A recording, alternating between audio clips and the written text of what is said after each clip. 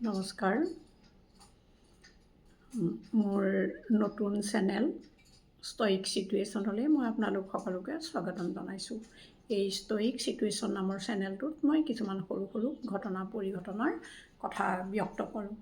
আজিৰ সৰু সৰু ঘটনা পৰিঘটনাৰ ভিতৰত মই আগস্থান দিলোঁ এহাল কুকুৰৰ যৌন সংগম।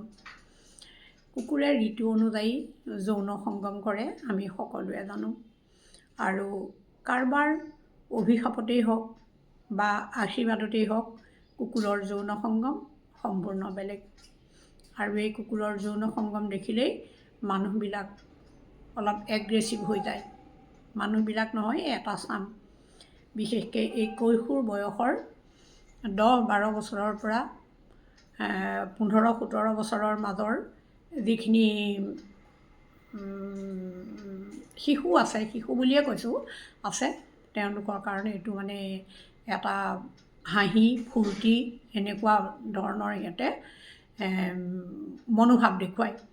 গতিকে কালি মই ফুৰি থাকোঁতেও কুকুৰ এহালৰ সংগম দেখিলোঁ আৰু দেখিলোঁ যে সেই কৈশোৰ বয়সৰ এচাম শিশুৱে হাতত লাঠি লৈ সেই কুকুৰহালক খেদি ফুৰিছে। কুকুৰহালে সংগম কৰি কৰি গৈ আছে আৰু সিহঁতেও পাছে পাছে গৈ লাঠিৰে মৰিয়াবলৈ চাই আছে। মোৰ সহ্য নহ'লে আৰু মই সিহঁতক অকণমান বাধা দিলোঁ। সিহঁতে কিন্তু মোৰ কথা নুশুনিলে, সিহঁতে খেদি খেদি গৈ আছে। এতিয়া মই এইটো কাৰণেই ক'ব খুজিছোঁ যে আমি অভিভাৱকসকলে সেইটোত অকণমান গুৰুত্ব দিব লাগে আৰু নিজৰ শিশুবিলাকক সেইটো বুজাব লাগে যে সেইটো কৰিব নালাগে। কিয়নো সিহঁত জন্তুৰ কাৰণেই সিহঁতে মুকলিভাৱে সেই কাম কৰে। গতিকে এইটো এটা সঁচাকৈয়ে ষ্টয়িক চিটুৱেশ্যন সেই কুকুৰহালৰ বাবে।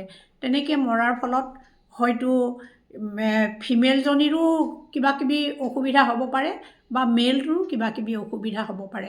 সেইকাৰণে এনেকুৱা পৰিৱেশটোত আমাৰ গাৰ্জেনে বাধা দিব লাগে। আৰু আপোনালোকে যিমান পাৰে এই ভিডিঅ'টো শ্বেয়াৰ কৰক আৰু মানুহবিলাকক জ্ঞান দিয়ক। ধন্যবাদ।